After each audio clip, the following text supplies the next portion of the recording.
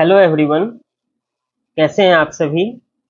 तो आइए, जो हम करंट अफेयर सीरीज कर रहे हैं जनवरी से लेकर अगस्त तक का, उसमें हम आईआर का सेकेंड वीडियो देखते हैं। तो आइए शुरू करते हैं। तो फर्स्ट जो न्यूज़ है वो है भारत रूस संबंध। ठीक है। तो अभी हाल ही में मॉस्को में भारत और रूस के बीच में 22वां शिखर सम्मेलन संपन्न हुआ है। और इसकी अध्यक्षता किसने की? तो रूसी राष्ट्रपति ने। ठीक। और इसकी सह अध्यक्षता में भारत के प्रधानमंत्री मौजूद रहे। ठीक है। जो अंतिम शिखर सम्मेलन हुआ था वो नई दिल्ली में 2021 में हुआ था। ठीक है। और ये कैसा सम्मेलन है? तो ये वार्षिक आधार पर होता है, वार्षिक शिखर सम्मेलन है। आइए कुछ मुख्य बिंदु इसके बारे में जानते हैं। इस सम्मेलन में जो समझौते हुए हैं वो यह हुआ है कि 2030 तक दोनों देशों का द्विपक्षीय व्यापार कितना हो जाना चाहिए? तो $100 बिलियन हो जाना चाहिए। राष्ट्रीय मुद्राओं में लेन देन होगा। तो अगर हम एक्सपोर्ट इंपोर्ट करते हैं तो उसमें हम डॉलर की बजाय भारत का रुपया और रशियन करेंसी में लेन देन करेंगे। 2024 से 28 तक की अवधि में रूस की पूर्वी क्षेत्र में भारत क्या करेगा? सहयोग करेगा। रूस का जो आर्कटिक क्षेत्र सहयोग समझौता है उसमें भी भारत भागीदार होगा। फिर सैन्य सहयोग तो हो ही रहा है, आपको पता ही है। लगभग भारत एक समय सबसे ज़्यादा सैन्य आयात के लिए रूस पर निर्भर था, और अब भी है। लगभग 36% का आयात अब भी हम रसिया से हथियारों का करते हैं, सैन्य उपकरण का करते हैं। इसके साथ ही भारत ने कहा है कि रूस के कजान सिटी में और यekaterinburg में नया वाणिज्यिक दूतावास खोला जाएगा। तो रूस का जो हाईएस्ट सिविलियन अवार्ड है, order of saint Andrews the apostle, इसकी घोषणा 2019 में ही कर दी गई थी, और इस यात्रा के दौरान उन्हें यह सम्मान दिया गया। ठीक है। नेक्स्ट जो न्यूज़ है वो पपुआ न्यू गिनी से संबंधित है। वहां पर लैंडस्लाइड हुआ था। तो भारत ने प्रशांत द्वीपीय देश पपुआ न्यू गिनी में आए विनाशकारी लैंडस्लाइड के लिए मानवीय सहायता भेजा है। ठीक है। पपुआ न्यू गिनी को मानवीय सहायता और आपदा राहत भेजना forum of Indian Pacific island corporation साझेदारी के प्रति भारत की प्रतिबद्धता को दर्शाता है। Forum of Indian Pacific island corporation. ठीक है। तो इसकी इसका जो गठन हुआ था वो 2014 में किया गया था। ठीक है। और इसमें 14 द्वीपीय देश जो हैं शामिल हैं, और यह क्या है? एक बहुराष्ट्रीय समूह है। अब थोड़ा जानते हैं कि इस क्षेत्र में जो 14 द्वीपीय देश हैं वो कौन कौन से हैं। तो जो पैसिफिक सी के जो आइसलैंड देश हैं वो 3 प्रमुख द्वीपों में बटे हुए हैं। एक को बोलते हैं मेलानेशिया, दूसरे को माइक्रोनेशिया और तीसरे को पॉलिनेशिया। तो देखिए, यहाँ है मेलानेशिया। ठीक है। और ये यहाँ पर है माइक्रोनेशिया, और यहाँ देखिए पॉलिनेशिया। ठीक है। अब इस प्रशांत महासागर के जो 14 द्वीपीय देश है उसमें है कुक आइलैंड। ठीक। दूसरा है फिजी। तीसरा देखिए यहाँ है फिजी। ठीक है। फिर है किरीबाती। यहाँ देखिए ये है कुक आइलैंड। ठीक है। यहाँ पर देखिए ये है किरीबाती। ठीक। फिर है मार्शल आइलैंड। उसके बाद है Micronesia, Nehru, Neue, Samoa, Solomon island, Palau, Papua New Guinea, tonga, Tuvalu, Vanuatu, ये सब 14 देश इसमें शामिल हैं। तो देखिए, पपुआ न्यू गिनी कहाँ है? तो यहाँ है। सोलोमन आइलैंड कहाँ है? तो यहाँ है। पलाऊ यहाँ है। मार्शल आइलैंड यहाँ देखिए, मार्शल आइलैंड यहाँ पर देखिए। ठीक। तो ये ध्यान रखिएगा। जो पोलिनेशिया है वो फ्रेंच टेरिटरी के अंतर्गत आता है। पपुआ न्यू गिनी यह प्रशांत द्वीपीय देशों में क्षेत्रफल और जनसंख्या की दृष्टि से सबसे बड़ा देश है। तो ये एक फैक्ट याद रखना है। नेक्स्ट जो न्यूज है वो है वेस्टर्न इंडियन ओशियन से, पश्चिमी हिंद महासागर से। तो देखिए, पश्चिमी हिंद महासागर में यूएसए और भारत हिंद प्रशांत सहयोग के लिए एक प्रमुख क्षेत्र के रूप में उभरा है। ठीक है, पश्चिमी हिंद महासागर कहां से कहां तक फैला है? तो यह अफ्रीका के पूर्वी तट, तो ये देखिए ये है अफ्रीका और ये इसका क्या हो गया, पूर्वी तट। ठीक है, से लेकर भारत के पश्चिमी तट तक, तो जो वेस्टर्न घाट का क्षेत्र है वो भारत का पश्चिमी तट कहलाता है।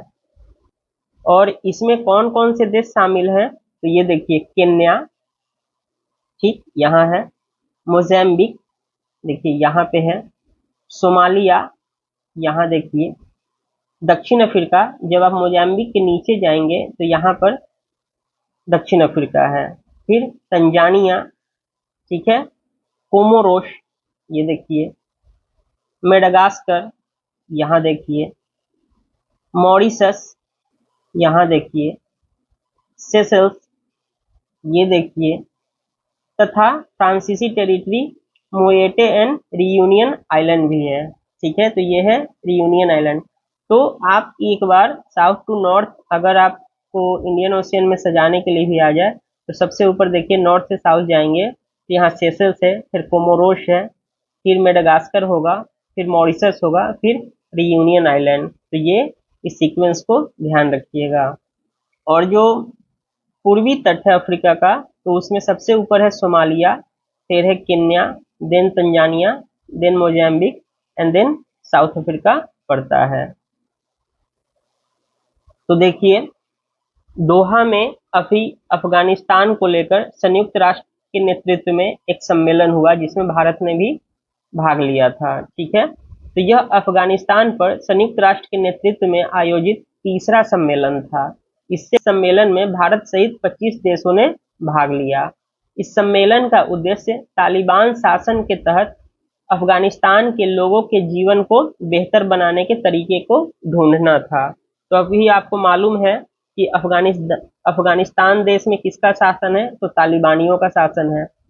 इसके पहले भी 2 डायलॉग हुए थे, एक हुआ था अफगानिस्तान के मुद्दे को लेकर दिल्ली रीजनल सिक्योरिटी डायलॉग और एक हुआ था मॉस्को फॉर्मेट कंसल्टेंस। तो ये 2 डायलॉग अफगानिस्तान के मुद्दों को लेकर पहले हो रखा है। और यूएन के नेतृत्व में तीसरा डायलॉग कहाँ हुआ है? तो दोहा में हुआ है। ठीक है, तो ये जो सम्मेलन आयोजित हुआ है तो इसमें अब तालिबान को खुद को अफगानिस्तान का एकमात्र प्रतिनिधि बनाने का अवसर मिला है। इससे पहले क्या था, तालिबान सत्ता में कब आया है? तो 2021 में आया है और इसके पहले 2001 से अमेरिका समर्थित सरकार वहां पर अफगानिस्तानी सरकार कार्य कर रही थी। ठीक है,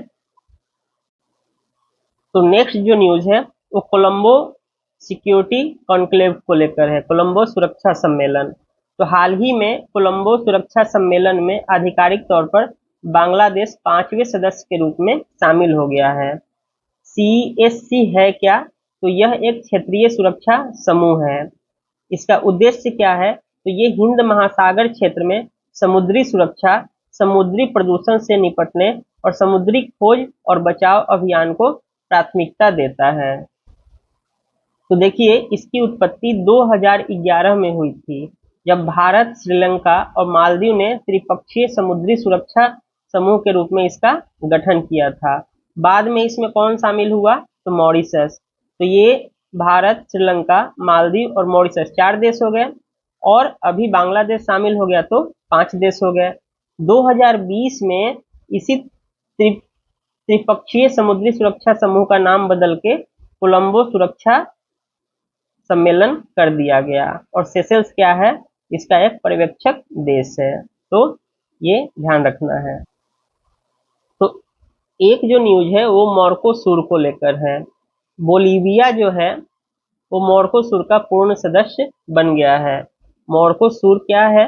देखिए लैटिन अमेरिका में दक्षिणी साझा बाजार है, साउदर्न कॉमन मार्केट। मैंने आपको एक दिन बताया था पिछले वीडियो में, तो अवश्य देखिएगा। तो मॉर्कोसुर एक स्पेनिश वर्ड है और उसी का संक्षिप्त नाम है। इसकी शुरुआत कब हुई? इसकी स्थापना 1991 में की गई थी। इसमें अर्जेंटीना, ब्राजील, पराग्वे, उरुग्वे ने मिलकर इसे बनाया था और बाद में इसमें वेनेजुएला भी शामिल हुआ, लेकिन 2016 को वेनेजुएला को क्या कर दिया गया है? निलंबित। ठीक है। इसका उद्देश्य क्या है? तो यह अपने सदस्यों के बीच में वस्तुओं, सेवाओं और पूंजी और लोगों की मुक्त आवाजाही को सुविधाजनक बनाता है। तो जो कॉमन मार्केट बन जाता है तो इन सभी चीजों की आवाजाही क्या हो जाती है? फ्री हो जाती है। भारत का मॉर्कोसुर के साथ कैसा समझौता है? तो प्रिफरेंशियल ट्रेड एग्रीमेंट भारत ने कर रखा है। अब एक न्यूज देखिए, तो जो जन औषधि केंद्र भारत में खोले गए हैं उसका एक केंद्र मॉरिशस में खोला गया है। यह भारत का विदेशी धरती पर पहला जन औषधि केंद्र होगा। ठीक है। यह पहल भारत और हिंद महासागर क्षेत्र के तटीय और द्वीपीय देशों के बीच में घनिष्ठ संबंध बनाएगा और उसको बढ़ावा देगा। हिंद महासागर क्षेत्र में 36 कोस्टल कंट्रीज हैं और 11 जो है अंदर, ठीक है, तट से दूर के कंट्री हैं। तो ये ध्यान रखना है फैक्ट्स के रूप में। देखिए, भारत ने हिंद महासागर क्षेत्र में कौन कौन से पहल कर रखे हैं? तो यहाँ देखिए, IFC-IOR, तो information fusion centre Indian Ocean region की स्थापना की है और इसका सेंटर कहाँ है? तो गुरुग्राम में है। इसका संचालन कौन करता है? तो भारतीय नौसेना करती है और इसका उद्देश्य क्या है? तो हिंद महासागर क्षेत्र में समुद्री सुरक्षा और रक्षा को बढ़ावा देना। उसके अलावा क्या है? भारत क्या करता है? HADR, ठीक है, मानवीय सहायता और आपदा राहत, human assistance and disaster relief. ठीक है। इससे पहले भारत ने वैक्सीन मैत्री के साथ इसको बढ़ाया था। ऑपरेशन करुणा जैसे मानवीय सहायता अभियान भारत चला चुका है और अभी जो है आपने देखा ही कि जो पपुआ न्यू गिनी में लैंडस्लाइड हुआ है उसके लिए भी भारत ने मदद किया है। तो ये किसके तहत करता है? HADR के तहत। भारतीय नौसेना की आउटरीच पहल Mahasagar maritime heads for active security and growth for all in the region, इसका भी संचालन कौन करती है? तो भारतीय नौसेना करती है। भारत ने इस क्षेत्र में सभी के लिए सागर सिद्धांत को अपनाया है, साथ ही नेवर फर्स्ट पॉलिसी को अमल में भारत लाता है।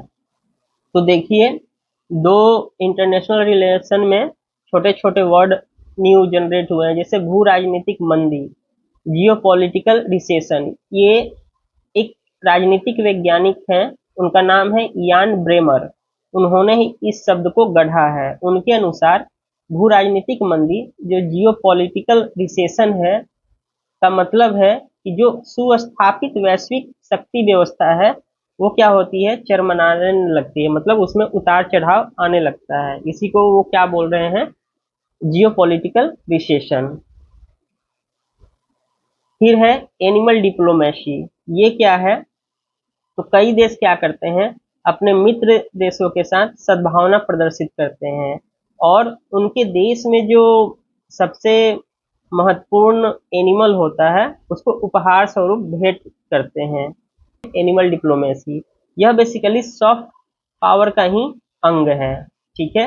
अब ये चर्चा में क्यों रहा है कि मलेशिया ने अपनी छवि को सुधारने के लिए कि हम पर्यावरण के संरक्षक हैं, उसके लिए ओरंगुटेन डिप्लोमेसी का सहारा लिया है।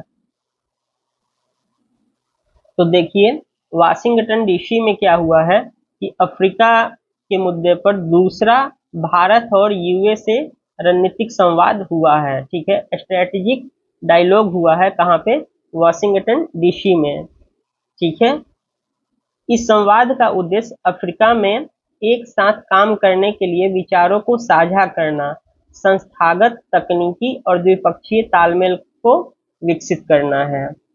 भारत में जब G20 आयोजित किया गया था भारत की अध्यक्षता में, तभी जो है अफ्रीकी संघ को G20 की स्थायी सदस्यता प्रदान की गई। ठीक है, और इसी घटनाक्रम के बाद भारत और यूएसए ने अफ्रीका पर यह पहला संवाद आयोजित किया, और कहाँ किया है? वॉशिंगटन डीसी में। तो एक न्यूज है, बिम्स्टेक चार्टर लागू होने के बाद बिम्स्टेक को विधिक व्यक्ति का दर्जा। ठीक है, तो बिम्स्टेक का चार्टर कब अपनाया गया था? तो अभी श्रीलंका में 2022 में 5वां बिम्स्टेक शिखर सम्मेलन हुआ था, वहीं पर बिम्स्टेक चार्टर पर हस्ताक्षर किया गया था। और बिम्स्टेक में यह था कि जब सभी सदस्य इस पर हस्ताक्षर करके उसको रेक्टिफाई कर देंगे तो ये चार्टर लागू हो जाएगा। और जैसे ही ये चार्टर लागू हो गया है तो इसको किसका दर्जा दिया गया है? तो लीगल पर्सनालिटी का। ठीक है, विधिक व्यक्तित्व का। ठीक है, सबसे लास्ट जो कंट्री जिसने इसको रेक्टिफाई किया वो था नेपाल। उसने 20 मई 2024 को इस पर हस्ताक्षर किया और तब से इसे लीगल पर्सनालिटी का दर्जा मिल गया है। अब देख लीजिए बिम्स्टेक की उत्पत्ति कब हुई? तो 1997 में हुई थी, बैंकॉक घोषणा पत्र पर हस्ताक्षर के बाद। ठीक है, इसमें सदस्य देश कौन से हैं? तो कुछ जो देश हैं दक्षिण एशिया के हैं और कुछ जो देश हैं दक्षिण पूर्व एशिया के। तो जो दक्षिण पूर्व एशिया के देश हैं पहले वो देख लीजिए, वो है थाईलैंड और म्यांमार। ठीक, और जो दक्षिण एशिया के देश है उसमें है बांग्लादेश, भारत, श्रीलंका, नेपाल और भूटान। ठीक, इसका सचिवालय कहाँ है? वो है ढाका, बांग्लादेश में। और इसका उद्देश्य क्या है कि तेजी से आर्थिक और सामाजिक प्रगति करना होगा, उसके लिए अनुकूल कंड्यूसिव इन्वायरमेंट को क्रिएट करना होगा, साथ में बंगाल की खाड़ी में शांति और स्थिरता को बनाए रखना है।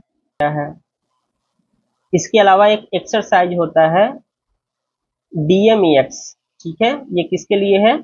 तो आपदा प्रबंधन एक्सरसाइज है। नेक्स्ट जो न्यूज है वो है इंटरनेशनल क्रिमिनल कोर्ट से, ICC से, अंतर्राष्ट्रीय आपराधिक न्यायालय से। तो अभी हाल ही में आपको पता है कि इजराइल और फिलिस्तीन के बीच में युद्ध जारी है, जब से हमास ने इजराइल पर हमला किया तब से।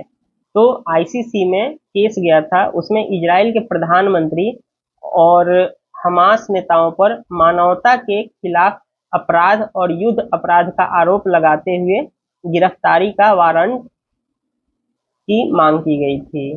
ठीक, लेकिन ICC के पास अपना कोई सिक्योरिटी तो है नहीं, तो वो कुछ खास कर नहीं पाती है। ठीक है, तो हम यहाँ बेसिक देख लेते हैं कि ICC और ICJ, ठीक है, इंटरनेशनल क्रिमिनल कोर्ट और इंटरनेशनल कोर्ट ऑफ जस्टिस में क्या डिफरेंसेस हैं।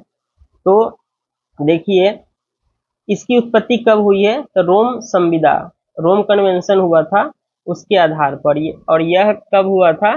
तो 2003 में एस्टेब्लिश्ड हुआ है। और ICJ कब बना था? तो यूएन चार्टर के थ्रू आया है, वो 1945 में ही बना था। ठीक है, इसका मुख्यालय कहाँ है? हेडक्वार्टर तो नीदरलैंड के हेग में, और इसका भी नीदरलैंड के द हेग में ही है, वो है पीस पैलेस में। ठीक, इसका स्ट्रक्चर कैसा है?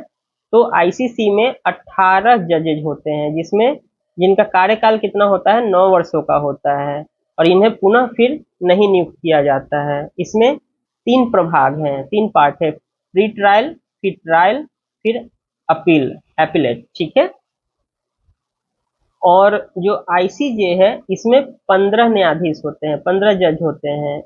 ये भी 9 वर्षों के लिए ही चुने जाते हैं, और इन्हें संयुक्त राष्ट्र महासभा और सुरक्षा परिषद द्वारा चुना जाता है। तो जो ICC होता है इसका क्षेत्राधिकार क्या है? तो अपराधों के लिए केवल व्यक्तियों को ही आपराधिक रूप से जिम्मेवार ठहराया जा सकता है। लेकिन ICJ में क्या है? यह 2 प्रकार के मामलों की सुनवाई करता है। एक तो राष्ट्रों के बीच कानूनी विवाद हो, ठीक है, उस मामलों को, और जिन्हें राष्ट्रों द्वारा ही कोर्ट के समक्ष लाया जाता है। जैसे आपको पता होगा कि भारत और बांग्लादेश के बीच में विवाद था हिंद महासागर में आइलैंड को लेकर, तो उस का मामला कहाँ गया था? आईसीजे में गया था, ठीक है। और चीन और आपको पता होगा फिलीपींस का मामला, वो भी कहाँ गया था? आईसीजे में। इसके वर्डिक्ट को चीन ने मानने से इनकार कर दिया था। संयुक्त राष्ट्र के अंगों विशेष एजेंसियों द्वारा संदर्भित कानूनी सवालों पर यह परामर्श देता है, सलाह देता है, ठीक है। अब कुछ ग्लोबल इंस्टीट्यूशन है उसके बारे में जान लीजिए। तो यूएन की स्थापना कब हुई है? 1945। और यह कब हुई थी? द्वितीय विश्व युद्ध के बाद हुई थी, ठीक है। यूएन लीग कब बना था? प्रथम विश्व युद्ध के बाद। इसका प्राथमिक एजेंडा क्या है? कि यह वैश्विक स्तर पर युद्ध को रोकेगा और अंतर्राष्ट्रीय सहयोग को बढ़ावा देगा, लेकिन ऐसा करने में यह असक्षम ही साबित हुआ है। आईएमएफ को देखिए और वर्ल्ड बैंक को, तो दोनों को क्वींस इंस्टीट्यूट कहते हैं, ठीक है। और इनकी स्थापना कब हुई थी? 1944 में ब्रेटन वुड सम्मेलन में। इन्हें द्वितीय विश्व युद्ध के बाद आर्थिक पुनर्निर्माण और विकास का समर्थन करने के लिए स्थापित किया गया था, ठीक है। तो इकोनॉमिक रिकंस्ट्रक्शन और डेवलपमेंट के लिए इन दोनों को स्थापित किया गया था, परंतु दोनों के कार्य अलग अलग हैं।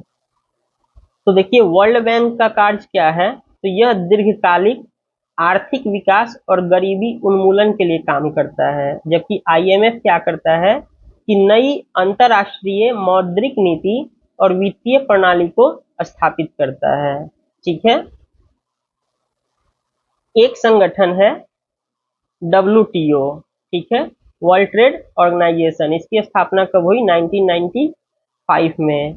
इसे उस दौर में स्थापित किया गया था जब अंतर्राष्ट्रीय व्यापार का क्रमिक उदारीकरण हो रहा था, ग्लोबलाइजेशन के दौर में, ठीक है। इससे पहले इसका नाम क्या था? तो general agreement on tariff and trade, GATTs बोलते थे, ठीक। WTO का लक्ष्य क्या है? कि प्रशुल्कों को कम करना, टैरिफ को कम करना, बाधाओं को दूर करना, ठीक है। साथ में वस्तुओं, सेवाओं और निवेश के लिए मुक्त प्रवाह को बढ़ावा देना है। अंतर्राष्ट्रीय व्यापार के उदारीकरण को सुविधाजनक बनाना है। तो ये क्या है?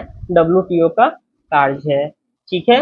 नेक्स्ट क्लास में मिलते हैं, तब तक चैनल पर नए हैं तो सब्सक्राइब कीजिए, लाइक कीजिए, शेयर कीजिए, बेल आइकन को दबाइए और नोटिफिकेशन पाइए। धन्यवाद।